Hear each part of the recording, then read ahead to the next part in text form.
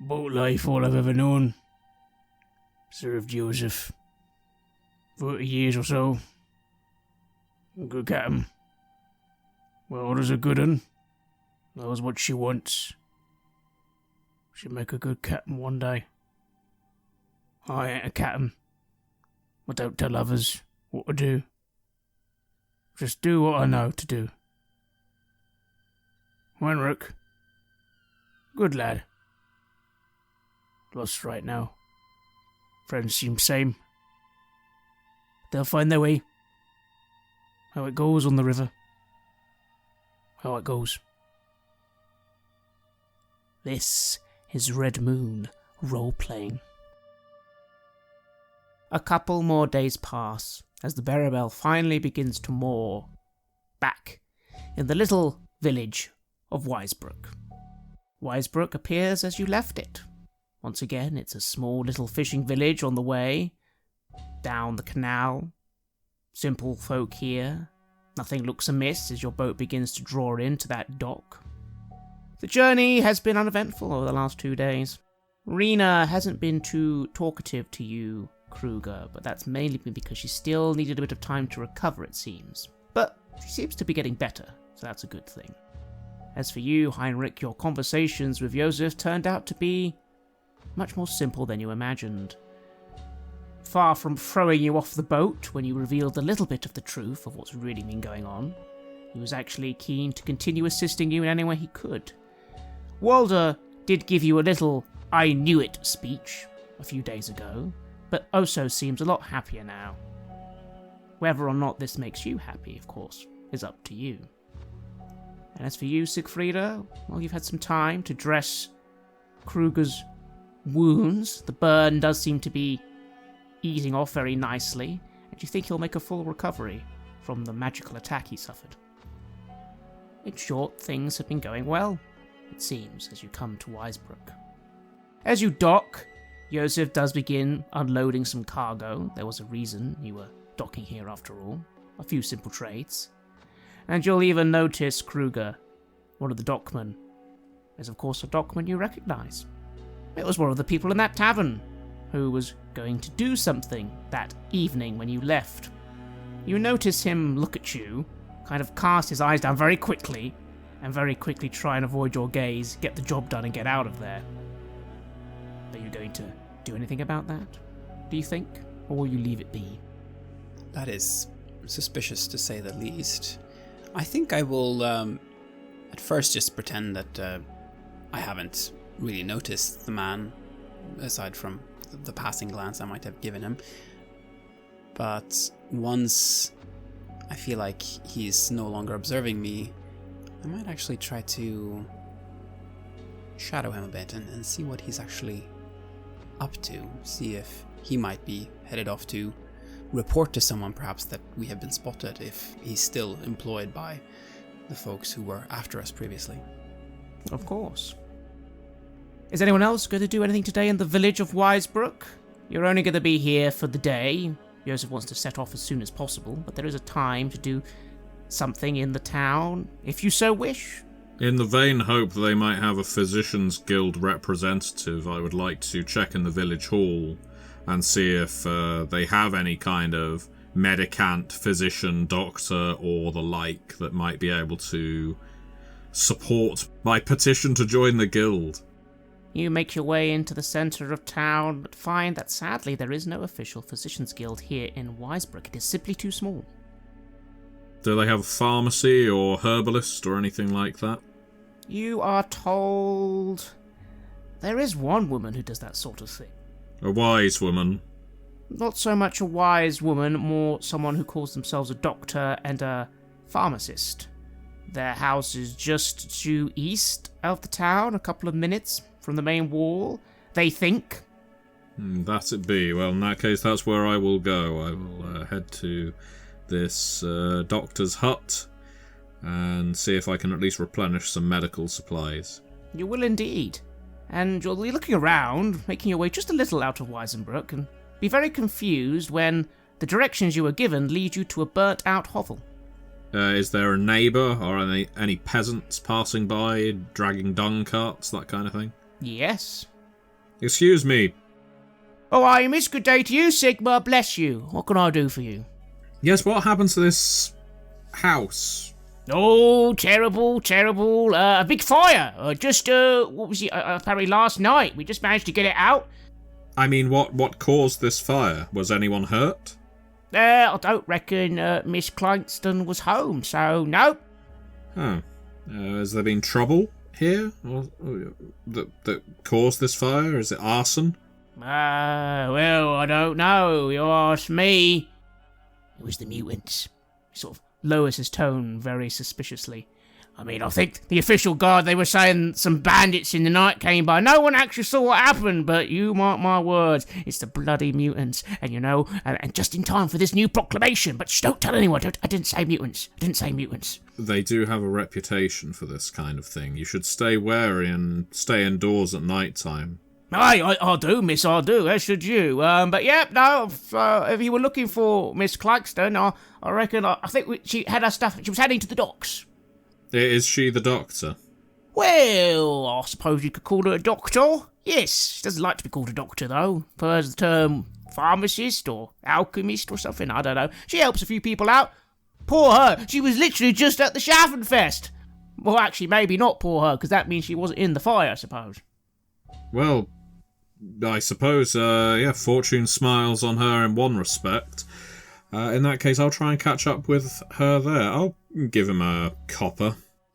Oh, thank you very much, miss. And you will begin making your way back to the docks.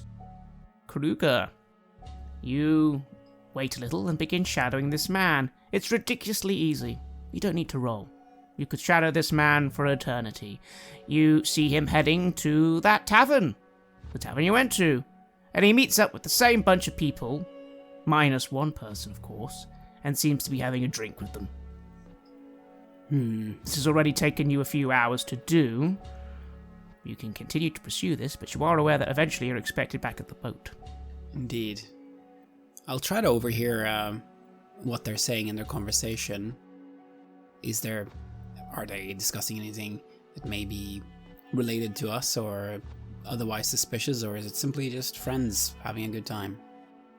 Mostly the latter, although you stay a little longer just to hear one statement. Hello, it was them lot bloody again.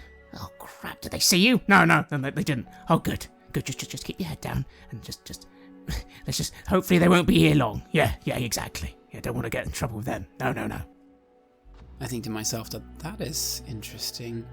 It sounds like they are afraid of us. And I suppose they would be. Our actions did lead to some folks getting killed, and this is good. I think to myself as I begin leaving and heading back to the boat. Yeah, this is good. They're not going to mess with us. No, your intuition, if anything, seems to be that they didn't want to be seen by you. That's a new feeling. It's a good feeling.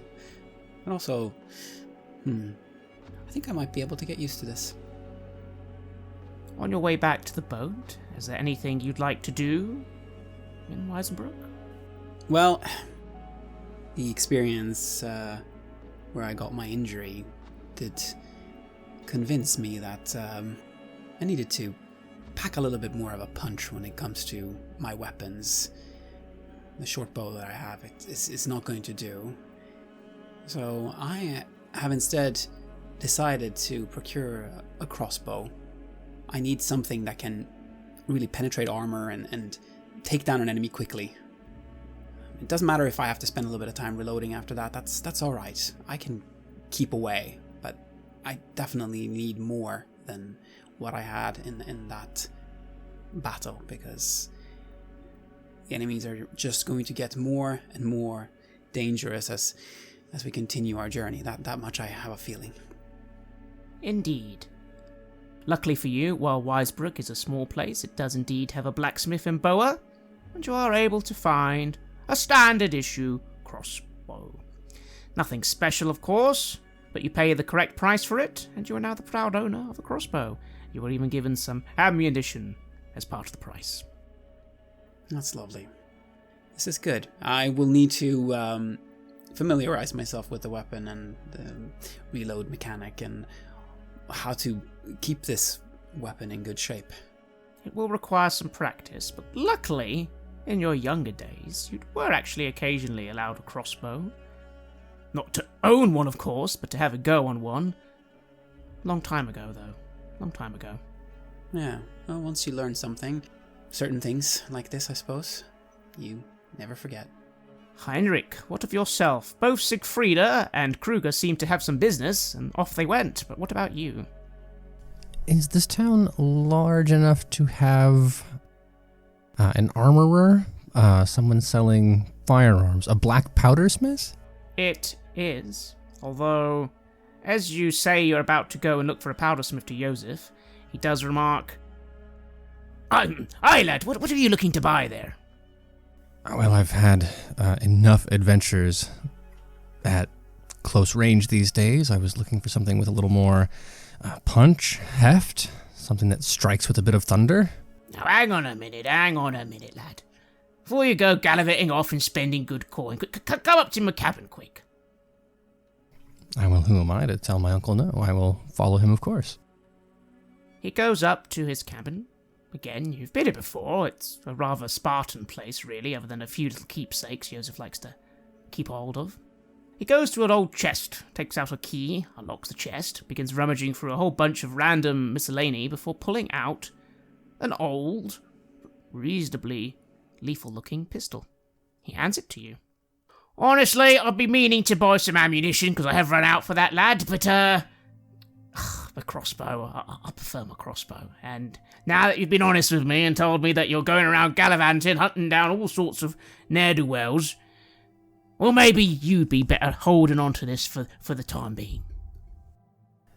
As he's speaking, I've got it in my hands, I'm feeling the weight of it, trying to adjust my body. A rapier is one thing, it's very small, light, and nimble. This feels clumsy, like I'm holding a brick. I am smart enough not to point the muzzle in his direction, but as I get used to the weight of it, I was like, oh, well, wow, thank you. You're sure you won't? I mean, we're gallivanting together now. Aye, I'll be fine. I could always find another one another day. I think you need it more. After all, I don't intend to be leaving the boat. Well, I think you do. Well, I'm very grateful for this. Thank you. My pleasure, lad. My pleasure. Again, if you play your cards right, I often find that sometimes you don't even need to actually be firing the thing. Even the threat is enough. That can kill a man, well, quite easily if you get the aim right. He's saying that, I suppose, the door from the cabin. I'll level the pistol and look down, not the sights, but down the barrel of it, just kind of imagining what that would feel like. And then I will tuck it into my belt, for lack of a proper holster at the moment. He does, however, inform you that if you want some ammunition, then you will need to go buy that. After all, everyone is currently being paid 2 silver crowns a day, so you've all just earned at least 10 silvers the last 5 days. Well, that's good. That will give me a chance to head into town, and perhaps I can gossip with the ammunition merchant while we're there. Certainly. The ammunition is easy to find. You can pay for it, as expected. But let's roll for that gossip roll. See what sort of gossip we get today. Oh no, 44. Just a hair over. Everyone is very angry about some sort of mutant proclamation, which of course you already know. Although it is interesting to note that people are still talking about it. In fact, not only does the merchant talk about it, but you've heard several people on the way to the merchant talk about it as well. Everyone's talking about it in very hushed tones, though. You realise this is because one of the things about the proclamation was to even be talking about mutants now is illegal. So even though everyone wants to say things about mutants, everyone is trying to make sure it's being said out of the earshot of the watch. The watch, and certainly any strangers just rolling into town. I understand. That won't stop me from making a little bit of a purchasing journey. I don't suppose there's any word about the plague either, huh? That would be a more specific question you'd have to ask someone specifically. If you're talking about the plague of Wittgendorf? Yeah, I mean, I don't know how recent Joseph's information is. I know that we're heading there eventually. I'd like to be a little prepared. Given that, I know it's early here, but I think I will use one of my rerolls to see if maybe as I'm haggling through the process of purchasing the ammo, I can get a little bit more out of this proprietor. I will allow that. Spend a fortune, please. Well, 13 is much better. Why don't you tell us how you bring up this topic of conversation? This merchant is a dwarf, sort of burly fellow, big red beard, working away with his guns in his shop. I'll use an old trick that my father taught me, or at least that I witnessed while I was younger, where you start out, the thing that you want is not the thing that you lead with. You have to trick them into talking about it. So I'll start pretending to be ignorant about the mutant proclamation and pretend it's news about the plague, as they're all, in close quarters, hemming and hawing with one another. Wait for one of the customers to depart and say, "Oh, it's news from the quarantine going on there?" Eh? What are you talking about, boy? Quarantine? What quarantine? I just saw everyone with their paper on the wall. I assumed it was something to do with Wittgendorf, right? We're close enough that the plague... Are they worried about that now? I guess you don't get out much, boy. Why would people be concerned about, Wittgendorf, where even is that? By Sigmar, isn't that... It's a village somewhere, very far from here. Why would anyone care about a plague in a village? Oh, I've heard the stories that plagues in village very soon become plagues in networks of village, and then in regions, and then in provinces. Well, I'm not a doctor, I wouldn't know about that, but I would know that, yeah, if it was like a plague in Altdorf, of course, but you're talking about somewhere in the middle of nowhere. Wittgendorf? I reckon everyone's dead, aren't they? Oh, I've never been, I wouldn't know. It's just, something I heard on the river. He shrugs as well, saying, well, I wouldn't know much more than that. Ask a doctor or something. Anyway, no. The proclamation by the Emperor is that everyone who you may have once thought was something called a mutant is actually just unwell, and we need to make sure we look after them, take care of them, and talking about that sort of thing that we used to talk about is now illegal, and because there aren't any mutants in the Empire anymore. I guess it's a new thing, which is good to hear, I guess. Oh, well, that's delightful news, that if there were mutants, there aren't anymore. Exactly. Again, humans sometimes can be a bit strange, but I guess it's a good thing. Of course, yeah. Well, before I start celebrating, was there a mutant problem around here until this proclamation? He gives you a bit of a look and quietly remarks, there was, yes, but I guess it's been sorted as of when that proclamation happened. Praise be to the Emperor, praise be to Sigmar for solving your problem. Would, I don't suppose, just in case, were there any areas that I should definitely avoid around here? Or were there any stories that have now obviously been dealt with thanks to the Emperor's graces? Well, bandits! Yes, there we go. There's been some bandits about on a lot of the main roads. Definitely traveled by coach. Some people were even saying on the Wisebrook Canal there had been some boat attacks by bandits. Bandits. You get me. Oh, that's terribly unfortunate. Thankfully, now that they have eliminated the mutants, they can turn their attention to the bandits instead. That's wonderful news. He scoffs a little, saying, "Aye, as if that makes it easier. But yes, you're right, of course." Well, thank you so much for your time, sir. How much for? And I will... the appropriate amount of black powder and ammunition.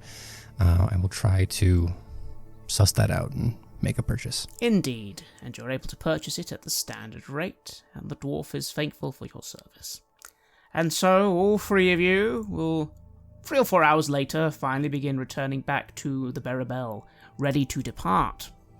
You will, however, notice that you are no longer alone on the boat. There seem to be two individuals who you have not met before on the boat.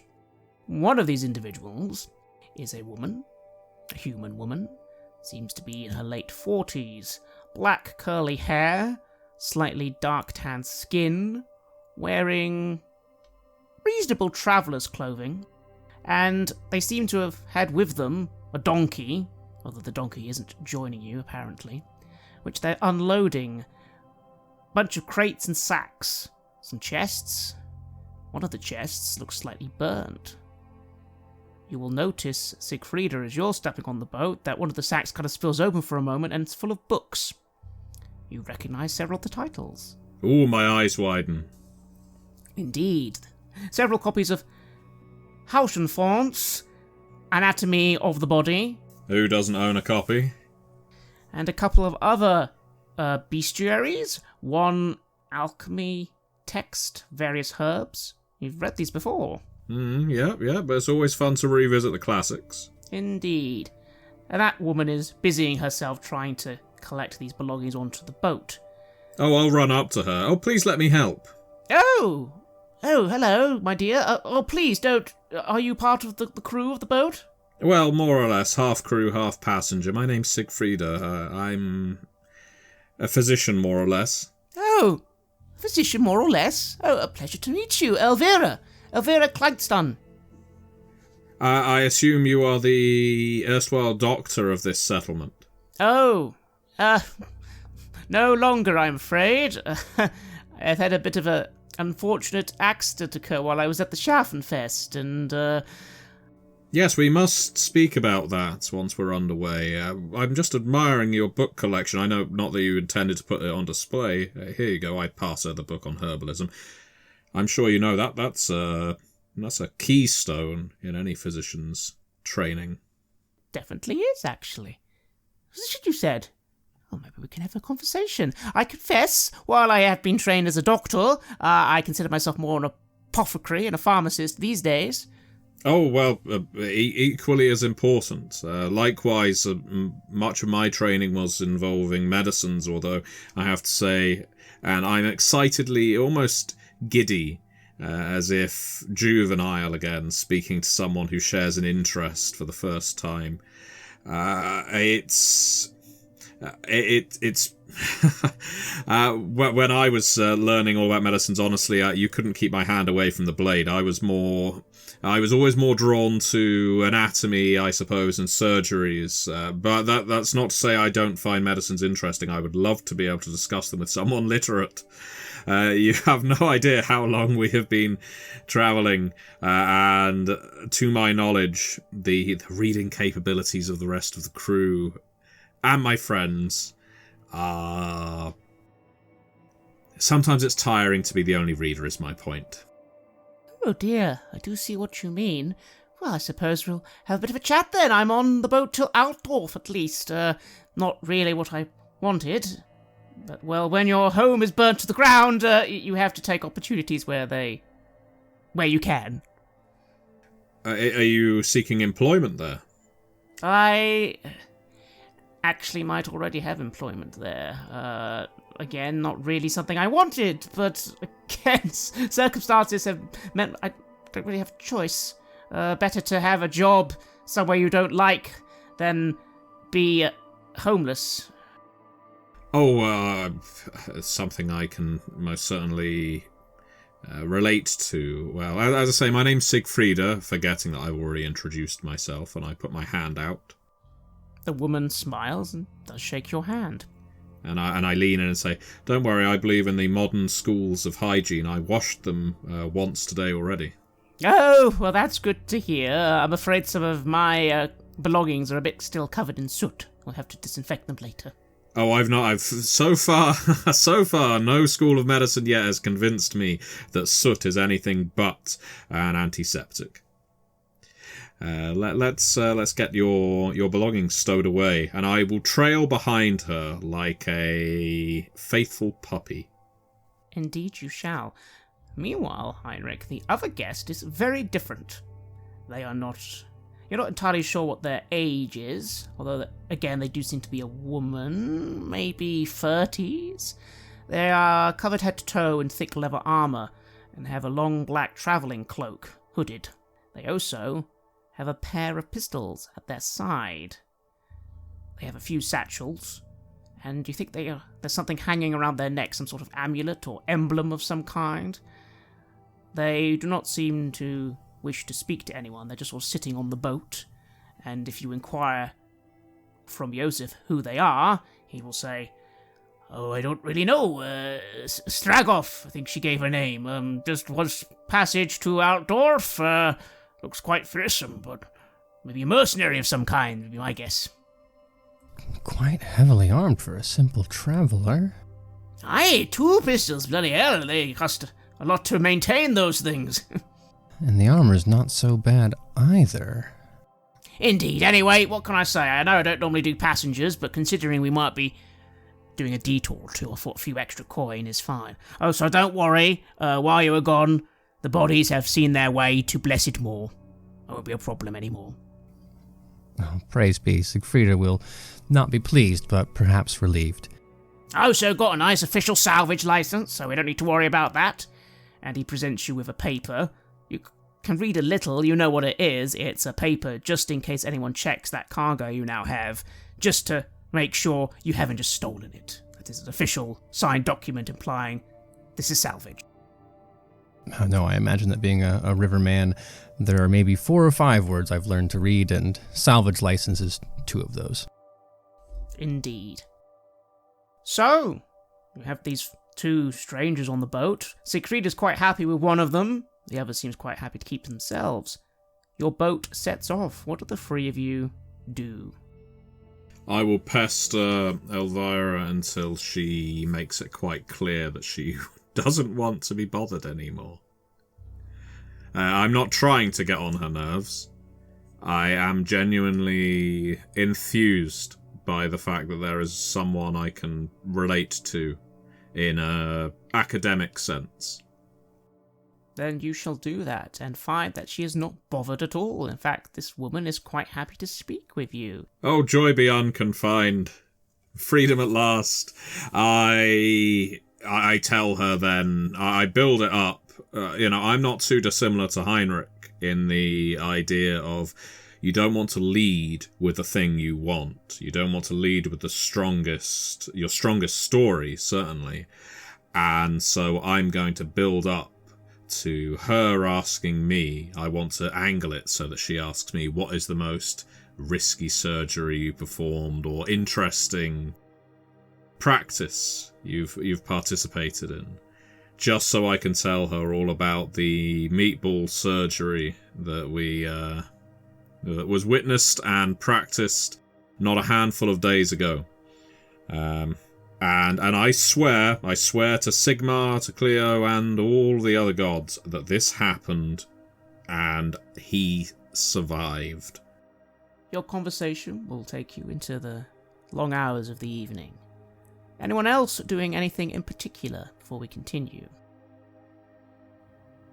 I'm continuing to practice with my crossbow and continuing to familiarize myself with it.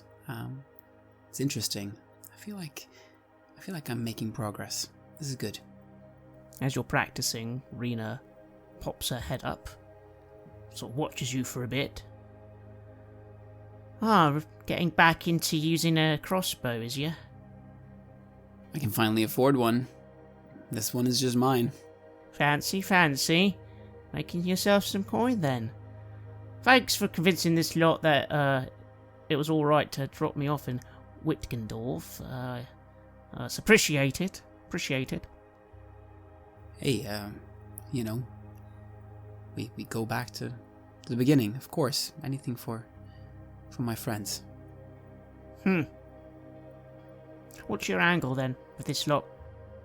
You're not actually a boatman, are you?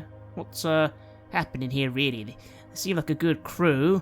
Is there secretly a little bit of smuggling going on? Or you getting this lot ready for a heist somewhere? Or what exactly is your next money-making scheme? I wish I had one. Everything was looking good, and then it just kind of all went up in flames. Now I'm just happy to have somewhere to be and be of use to someone. And I don't know. I don't know what we will end up figuring out when we get to our destination. Maybe there will be some big scheme waiting ahead. But yeah, for right now, I just feel happy being here. Not like you at all. You've changed. I think, you know what? I think you might be right about that. I do think I have. I do think I've changed. Let's see if it lasts, huh? She gives you a bit of a squint. Maybe there's a bit of suspicion there for a few seconds before she just shrugs. Well, like I said, I guess we'll just drop me off in Wittgendorf and I'll find out why Sigrid hasn't written to me for the year. And I'm sure it'll be something very boring, and then I guess you can be on your way again. Oh, I'm sure they're fine, but you think you need any help? I mean, we'd be happy to join you when you're checking that out. Keep you safe with this one. No, I'll be fine. Didn't need you before, don't need you now. It's just an offer. Still stands. She wrinkles her nose, looks a bit petulant for a moment, and kind of walks off. You don't need to roll intuition. She's being a bit standoffish. She always used to get upset quite easily, at least when she was younger. Yeah, she hasn't. She hasn't changed, which is kind of comforting in a way. Good that something is constant in this world. Heinrich, what about you as the evening continues on for your boat journey? I think... Well, let's be clear. All I know about the pistol that Josef gave me is which end makes the loud noises. So, I want to find a spot on the upper deck near enough to this strange leather-clad passenger where maybe if I'm going through the practice of cleaning it, I don't know what you would do to prepare a black powder pistol, but I also presume it didn't come with an instruction manual. But maybe going through the motions of maintaining my equipment within eyeshot of this woman might spark up a conversation, or if not, I could at least see if she's paying attention. You begin trying to dismantle the pistol and check the barrels. You don't actually know which barrel to check first, and you don't actually realize how many pieces there are in a pistol. There's apparently more than you thought. And it's as that's happening that you just hear a voice say, "Are you blind? Or are you merely incapable of using your hands for some reason?" Oh, depending on the day. One, none, or both. Sorry, I... New equipment, just trying to get used to it. That's what they say. If you want to know how something works, you have to take it apart, right? Well, you are butchering that weapon. Oh, Is that your profession? Are you a butcher? Of meat? A duelist, so in a matter of speaking. The woman scoffs. Up this close, you can see that she has blonde hair, shade very short, blue eyes, and I think a little bit of scarring on the right cheek, like a burn scar, perhaps. It's that sort of texture. She leans down, snatches the pistol off you, and begins to very, very quickly reassemble it, check the powder, load it, snap it a few times, and hand it back to you. That is how you are supposed to do it. I'm awestruck? Beyond impressed. There's something delightfully dangerous about her. But it would be rude to stare either to her handiwork or her scar in this case. So instead, I will force my eyes down to the pistol and be turning it over in my hands as I say, "Oh, that's incredible. Where did you learn to do that?" In my line of employment, it is very important to know how to use a pistol properly. I assume you are also not a butcher? Not of men. I see. I don't mean to pry or be rude, but I want to leave it hanging there just to see if she'll answer. She gives you an icy stare and kind of briefly gestures to the medallion she's wearing, which you can now see looks like some sort of raven. Do you not know who this represents? It's an excellent question. Do I know who that represents? Roll a law Reichland check at a -20. Well, I don't have that skill, so I'm guessing the answer is not a clue. In that case, it's a raven. That's an animal. I must confess, I'm sorry, I don't. I recognize a raven, but I'm assuming you're not a raven keeper. It is a symbol of Mor, god of death. Ever heard of him? Oh, well, now I feel like quite the idiot, because it was only moments ago that I was dealing with the priests, but... Oh, of course, yes, mentioned. I'm just academics and things like that have never been for me. Suffice to say, I am not a priest of Mor or the Mourners Guild, if that is what you are wondering. I merely do work for Mor. I make sure the dead stay where they are supposed to stay, among other things. Oh. Well, that explains the... And I will gesture at her hips before I realize I'm gesturing at her hips, and then point out that I'm talking about the pistols and not her hips, and it's awkward for a moment. Yes. The pistol is a very good weapon to use against those which do not die easily. Men and other things alike. I of course I don't... You didn't come on this boat to be interrogated, obviously, but that's a bit why I'm learning. I'll heft the pistol, and obviously I can't spin it around my fingers or like that, but I'll at least gesture to it. Oh, really? You wish to take up a hunt for yourself? Who do you serve? Let me guess, you are Reiklander Sigma. Yes, praise to Sigmar for that. Formerly a duelist, but I realized that there are things more dangerous than men in this world. And for better or for worse, I find myself having both been acquainted with them and also having survived the encounter.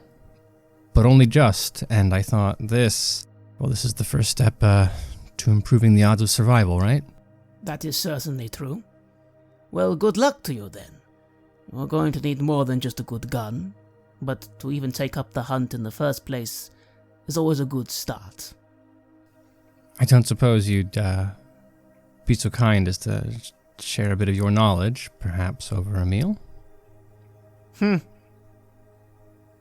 got any coin? I do. An amount of it. I must say I don't know the usual rate for this kind of thing. I suppose I'm going to be on this boat for 3 more days.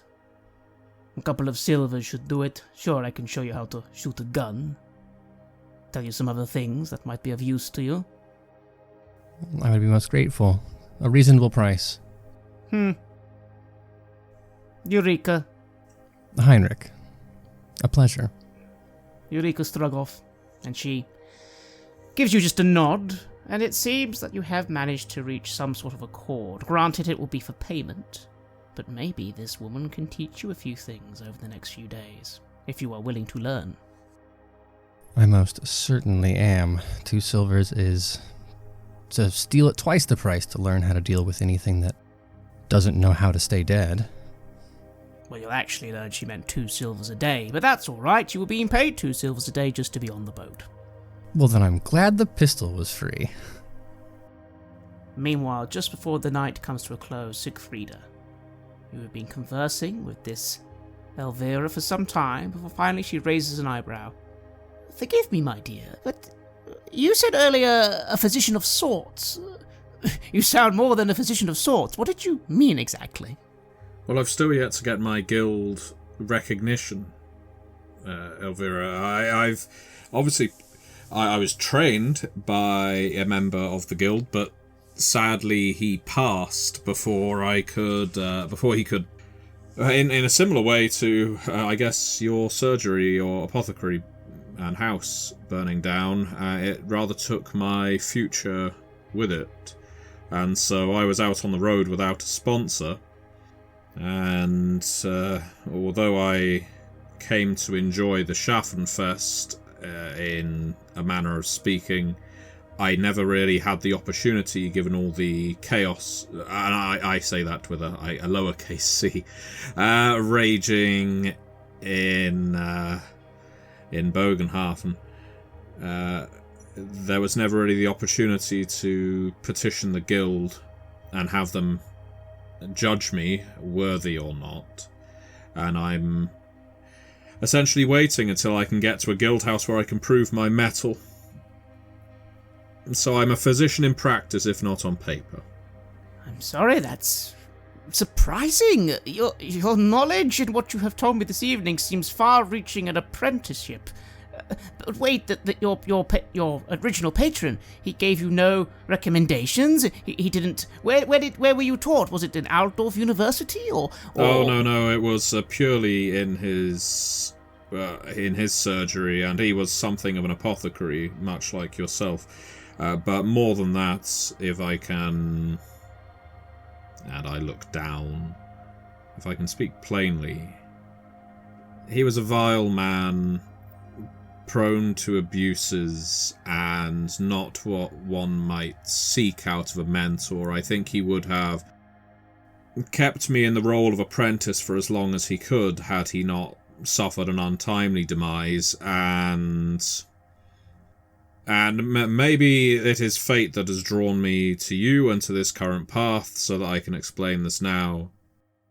But on one hand, while I think he was my best hope at the time to petition the Physicians Guild, I can also, with the other hand, see that it was unlikely he would have ever released me from his service, had his end not come up to meet him so suddenly.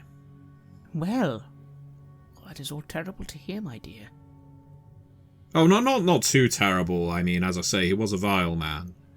And he couldn't have been a terribly good doctor if he didn't anticipate his own demise. Well, I speak more for yourself. At this point, especially at your age, you should already have had a good sum of coin saved up, or already at least have some contacts at any guild establishment. No, I'm afraid that is not... that hasn't been where my path took me. And I appreciate you saying that. It bolsters my confidence and my will for you to say that, just based on our simple interactions. But the truth is, and I think it's probably the same case for many a provincial doctor and their apprentice, and you, having lived in the rurals yourself, will have probably seen and heard of the same things, but again, how was I to make contacts with anyone when I was always operating under the yoke of the single physician in a village? There was no opportunity for me to rub shoulders with, write papers to, or even learn the names of prominent physicians in places like Bogenhafen or Altdorf or anywhere else. It's true. It can take an awfully long time for some young doctors to even earn the coin, especially without sponsorship. It's a question of privilege, I suppose. If you are born into a noble lineage and have coin behind you, as you say, then certainly you have all the accesses you might need. Get invited to all the dinners and seminars and auditoriums where you can see live surgeries take place, but that wasn't for me, sadly. The hour's getting late. I wonder, as a fellow reader, she reaches into some of her belongings. Again, you can tell a lot of her belongings are indicative of someone who has very quickly suddenly packed up. This is probably all that remains of much more that she used to have in her home. Are they bearing the signs of fire damage? One or two things are, yes. Although you have learnt that she did have a lot of stuff with her because apparently she had literally just been at the Schaffenfest the same time you were. Yes, well, that's why I referred to it, but I was just on a small level suspicious. If she had everything of value unmarked, whether she had planned this fire herself, but that's because I'm a paranoid individual. As it is, it seems authentic to my cursory examination. Indeed. And she hands you a book. And you haven't read this one before. It is a brand new edition of Kemperman's Simple Investigations into the Sciences of the Body and Anatomy. A simple book of only 400 pages. Oh, I say. I had no idea there was a new edition. Just a few years ago, this one. Maybe you could read it tonight. Maybe in the morning I could ask you some questions on it. For fun, of course. Really, I say, smiling again like a child that's just been given a present unexpectedly. This is for me to read. You would give me a valuable book. Well, are you planning to jump off the boat tomorrow? Well, most certainly not now that I have this. No, a couple of 3 days or so until we reach Altdorf, and it'd be nice to have something to look forward to. You must think I'm mad, speaking of a position in Altdorf as something not to look forward to. I'm so grateful, and I will treat this as if it's my own. I won't let any harm come to it, and I will certainly answer your quiz to the best of my ability when you feel ready to question me. Thank you. Well, my pleasure, dear. What can I say? Seeing a fellow struggling physician. Well, my master, I shouldn't call him that anymore. He was, as I say, an unpleasant individual. Dr. Dunkirk Claverman was his name. And he always said that apothecaries spent more time sampling their own medicines than actually treating patients who needed it. I think that was his excuse for why he was so often drunk or cruel or thrifty with how much he would dole out to the people who needed it. I don't know, but he was always very judgmental. But just in one encounter with you, my lady, you have proven him wrong. You've done nothing but teach me over the course of our short interaction with each other, and I can't help but be grateful. Thank you. Well, you can't give me too much credit, my dear. I confess in my younger days I may have said that I worried that a lot of surgeons were simply people who enjoyed chopping up bodies for fun. Oh, don't worry, I do that as well. But I always find there's something to learn. True. I just find you don't feel quite so squeamish sometimes when you're harvesting a flower as opposed to removing a spleen. No, I suppose not. I've never thought of it that way. I've always thought of the spleen as the human's flower. I suppose that could be a good way of putting it. But anyway, my dear, let's all get some rest. But yes, in the morning, some questions, just for fun. I will shake her by the hand again and take the book to my cabin. And so, 3 days pass on the Weisbrook Canal. There are no more interruptions, no more horrific scenes of corpses, merely time on the boat. But for two of you, it's actually a lot more busy than you thought it would be. Sigfreda, you were not just asked some questions that morning, but it happens twice more. You are given books to read and asked questions about them. It becomes very apparent to you that you are being given exams. How do you respond to this, and how do you feel about it? What kind, if I may ask? Exams on basic anatomy, exams on basic medicine, and then, after you've proven a basic understanding, some slightly more advanced techniques as well. Well, I'm not this is all very mentally stimulating. But, that said, when I wake up, maybe not the first morning after I've met her acquaintance, but maybe a couple of mornings after, I do want to check in with my friends to see if they need me. I've kind of forgotten about them in all the excitement. You certainly have, and you'll be able to do so, and find that they are well and busy with their own errands. Could you also roll me a law medicine check? Give yourself a +20. I roll 75 under 83. I will say this then. It's not difficult, but it is more challenging than you expected. You have to read an awful lot very quickly, and some of the questions are things you haven't thought about for some time, so this isn't the easiest exam in the world. But you are able to answer correctly, and you are able to do it as the days pass. Maybe you don't get everything right, but you get enough right, that's for sure. At least in your own estimations of things. Yeah, in truth, as I say, it's mentally stimulating to do it, something that I hadn't realised how much I had missed being tested since I first embarked on this journey. And so now that it's happening, at first it takes me completely off guard. It takes the wind out of me somewhat because I start thinking, how do I remember all of these things?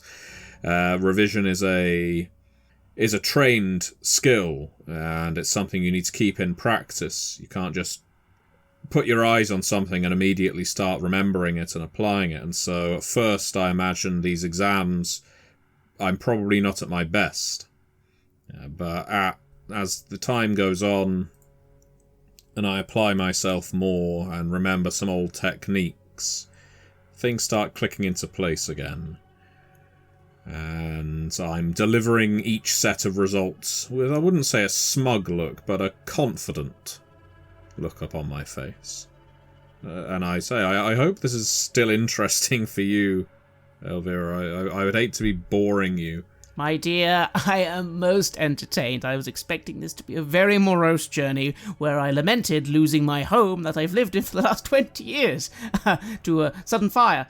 But on the contrary, it's proving to be at least far more entertaining than I thought it would be. Thank you. Thank you. Meanwhile, Kruger, anything of interest for you over the next 3 days other than training with that crossbow as much as you can? I suppose it's mostly that, and I will try to speak to Rena once in a while as well, you know. See if we can't talk a little bit about the good old days, or bad, depending on how you look at it. Wonderful. Could you roll a charm check for me, please? Give yourself a +10. That is 45 under 50. She's a little icy at first, but eventually, when you start talking about the old days, she can't help but reminisce with you. She does reveal to you a few more things. She's been working in Marienburg for the last year, guarding a caravan. Not really like her, but at the same time, something she could do. She is quite good with those daggers. And her main concern, apparently, is that her sister was supposed to have written to her. Now, Rena can't read, but she understands a few words, so that's all she needs. Apparently, her sister started serving in the priesthood of Rhea, which you would know is the goddess of fertility. Not a very powerful god by any means. More the sort of god worshipped by wise women who go around villages as opposed to in any actual proper city. But she'd taken up a priesthood in that religion, and that was why she went off to this Wittgendorf to help people. Apparently, she was supposed to have written to her a year ago and hasn't written to her for a whole year, and that is why Rita is now concerned and wants to go and check out what is going on in Wittgendorf. What do you think of that? A year is a very long time period. I mean, something could have happened to the latter, certainly, or the sister might have gotten otherwise, well, occupied with her new duties. But still, if I was in that kind of position, I too would be worried. So I think I will convey that when I speak to Rena, that, of course, being worried in this situation is perfectly normal, and perhaps there is something that's happened, but let's hope that it's just that she's gotten very, very busy with her new duties and simply hasn't had the energy or the time to write to you. I'm sure she's thinking of you, though. Well, I hope so. Bloody hell, her going off and being a priestess of Rhea. It's all old Lady Lindis's fault. Yes, you remember old Lady Lindis. She was a priestess of Rhea. She'd come to that orphanage, sometimes on the coldest days, and make sure all you children had something to eat, even when there was no food to be had. She said it was, of course, her religion, but she was loved by the orphans, and you do remember Sigrid was quite fond of her. Well, Sigrid did always love that old lady. Makes sense, I suppose, that she would have chosen a similar path, helping those in need. It's a worthy cause to have in one's life. But still, she should keep in touch with her family. Exactly. Besides, you know how much coin those priests earn? Oh, that's right, nothing. I wouldn't imagine that they do. But I suppose they would say that there are things more important and more worthy than mere coin in this world. Goddess of fertility. What, having babies? It's what has to happen, otherwise there's not going to be any more people. You can tell Rena's upset. Part of her maybe is worried that she has been simply forgotten or left out, and that is one of her concerns. Maybe she's even more concerned about that than she is about the concern that her sister is in danger. I'm sure she hasn't forgotten about you, though, and once we find her, I'm sure you'll be able to catch up, and hey, perhaps you can even find something to do close to her so you can keep in touch more often. Rena doesn't seem convinced, but your conversations move back to reminiscing quite easily as you train with that crossbow. What about yourself, Heinrich? You have been offered training. Do you partake in said training? Oh, absolutely. No question in my mind. Wonderful. Could you please roll an athletics check? Or endurance? Well, I'll pass either one of them, but just barely. Not quite a success level, but not a failure. Over the next 3 days, you are woken up at the crack of dawn, and you are trained. You are shown how to fire a pistol. You are shown how to hold your stance. You are shown how to, run round the boat several times. You weren't quite expecting this, but your training is quite vigorous, as this woman trains you, rather mercilessly. I will say, Heinrich is no stranger to diligent hard work and training. His old master put that thought into him quite early. I will say I'm surprised at how hard it is to keep up with Eureka. I was not expecting this level of performance out of her. It is impressive. This is not simply how to fire a gun. It's almost like she starts criticizing every single thing about you, mainly in terms of how are you going to survive more than one day in the woods the way you currently are. She also begins, if you ask, informing you of a few other things you didn't know about before. After all, what are the undead? You haven't got a clue. She gives you some pointers.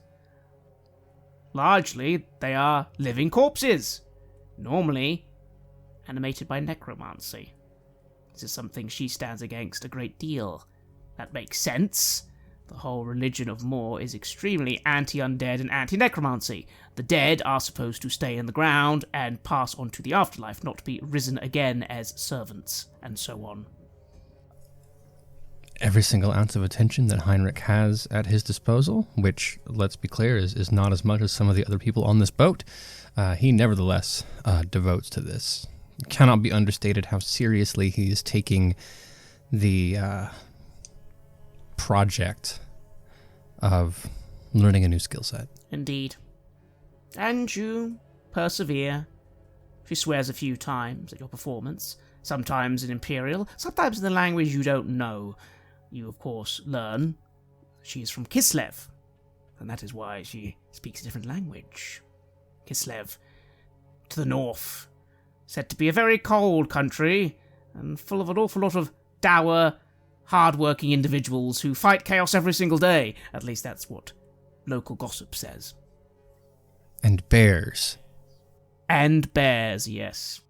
The only two things that I know about Kislev, they fight chaos and there are bears. And so, once again, your boat arrives in the far larger and grander docks of the great city of Altdorf. Once again, you can see the great Imperial Navy standing ever ready, and perhaps not actually ever moving. Many other smaller boats arriving at the great docks. Plenty of commotion, plenty of people on the streets, plenty of arguments, and people scowling at each other.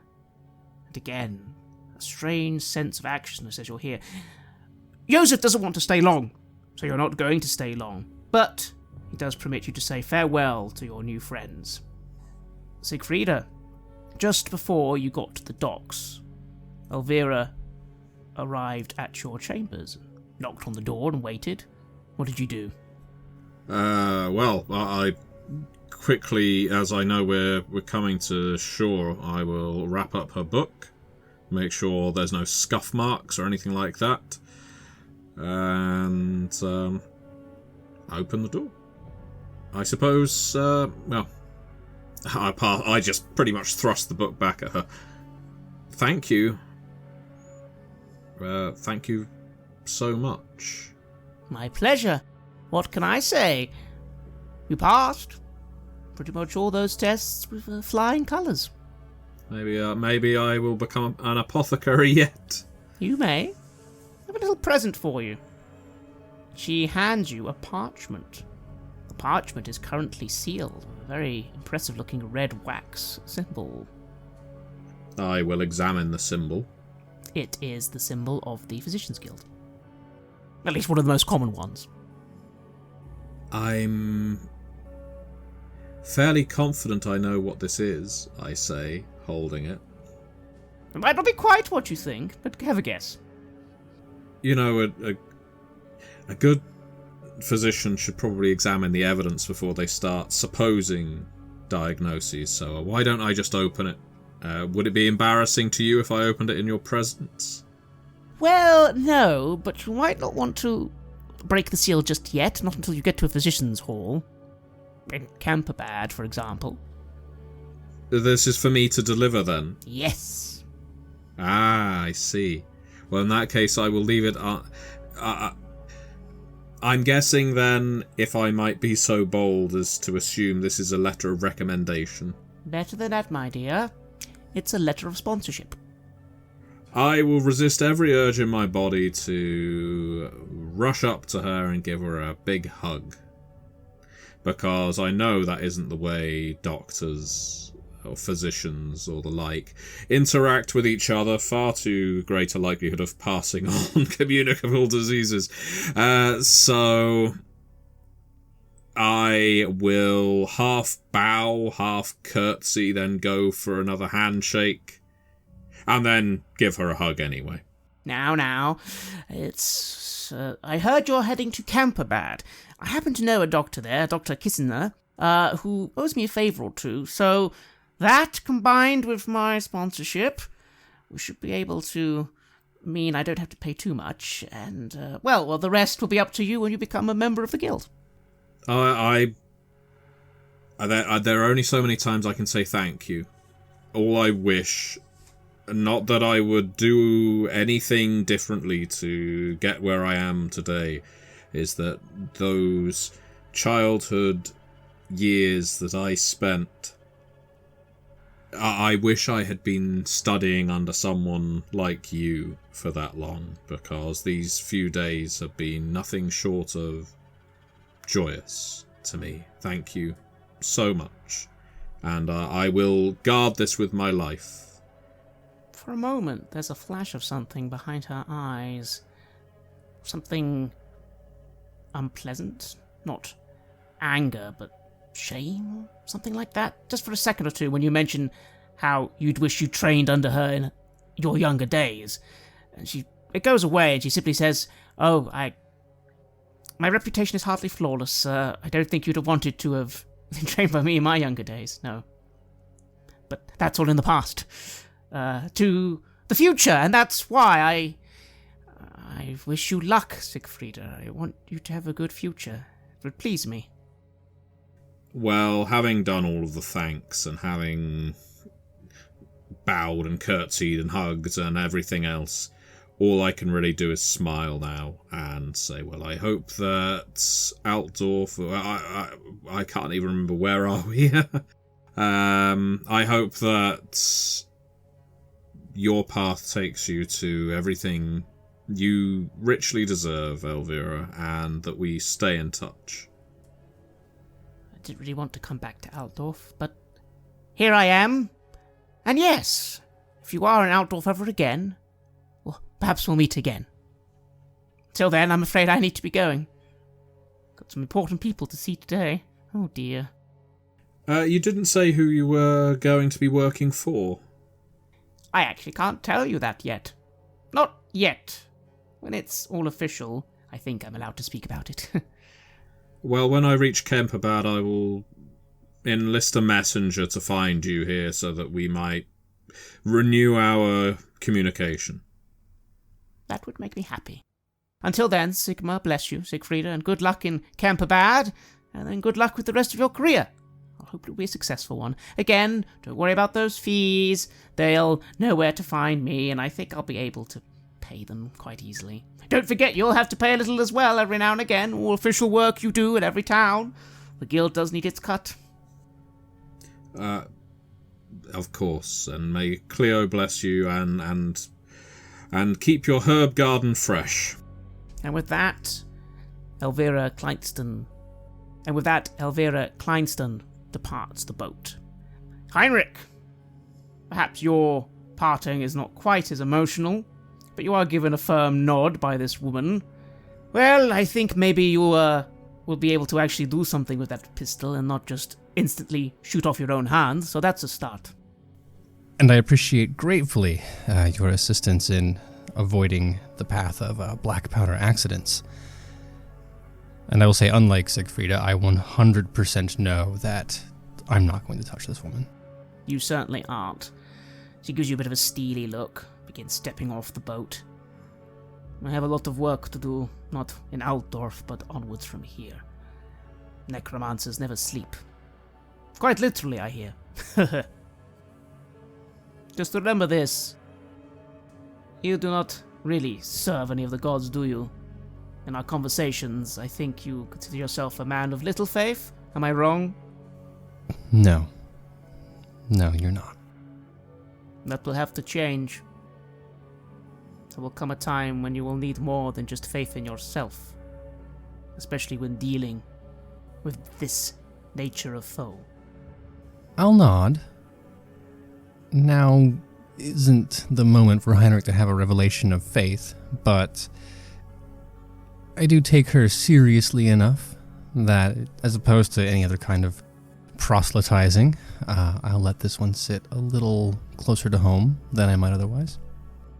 And with that, the woman gives you a curt nod, throws some coins extra to Joseph, and departs the boat as well. And you have begun your career as a witch hunter. Granted, you are at bronze level, you still have much to learn and much to practice, but you have got some of the new techniques now. At least at a basic level. Every day a new journey. And with those two departing, you move on from Altdorf quickly. Joseph says, doesn't want to dwell here too long, especially considering how much trouble you got the last time you were here. Now he knows the full story. And besides, it wasn't your actual destination. And so you very quickly are on your way. As you are leaving Altdorf, and this time heading east, continuing along the River Reich, you do notice something, Kruger. While you were all at the docks, there was, of course, a boat inspection by river wardens. They came, they inspected things, they inspected the cargo, the licenses of salvage, and all was well, and then they left. But it's just after they've left that you see in your quarters there's a little paper note on your bed. That wasn't there this morning. That is concerning. I will move up to have a look. Obviously, I'm not going to be able to read whatever's written on there, but, well, let's see what kind of message it is. Well, it's a blank piece of paper, so no reading required. What could that mean? I'll study it carefully just to see that it's not, well, I don't know, covered in some kind of poison or something like that. But I don't really know how to evaluate something like that, so after having looked at it for a little while, I think I'll just pick it up and bring it to Sigfreda, who might be able to make some kind of sense of it. And bring it to Sigfreda you will, as you meet her on top of the dock, handing her the blank piece of paper. Except, of course, it is no longer blank. For now, as you hand it to Sigfreda, a purple handprint slowly appears. You have listened to an episode of Red Moon Roleplaying, where we play the legendary campaign The Enemy Within for Warhammer Fantasy Roleplay 4th Edition, published by Cubicle 7. In the second part of the series, we are tackling Book 2, Death on the Reich. Joining us as players in this series are none other than Aaron Hammonds from Queen's Court Games and our dear friend Matthew Dawkins. The music was made by Flowers for Body Snatchers, Wordclock, Metatron Omega, Aegersonus, Apocryphus, Halgrath, and Northumbria, featuring a number of collaborations with other artists, and was used with permission from their label, Cryochamber. Check out their website at cryochamber.bandcamp.com or their YouTube channel for some moody dark ambient for your gaming table. We would like to give massive thanks to our champions of the Red Moon, Martin Heuschober, Nastasia Raulerson, Simon Cooper, David, Julián, Camilla, Bob Lange, Julián, Cameron, Antxon, and Graham Barey for their generous support. We would of course also like to thank all of our other patrons. Without your support, the show would not be possible. If you want to support our work, please check us out on Patreon. You can get access to bonus campaigns for Cult of Divinity Lost and Coriolis there, as well as get early and raw access to all of our recordings. You can also hear your name read on the show as a champion of the Red Moon, as well as play Cult with us. Most importantly, that support is what keeps the show going, so do check us out there.